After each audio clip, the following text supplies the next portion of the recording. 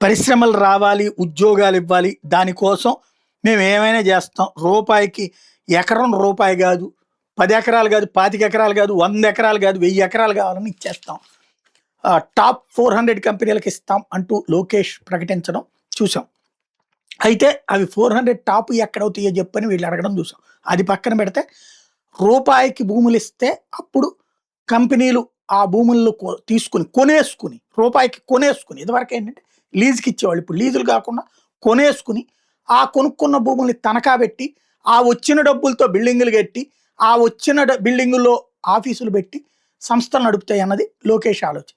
Same ఇప్పుడు బీహార్ ఆలోచన. బీహార్లో నితీష్ కుమార్ ఇప్పుడు లోకేష్ని ఫాలో అవుతున్నారనమాట. 10 ఎకరాల భూమిని ఎకరం రూపాయికి ఇచ్చారట.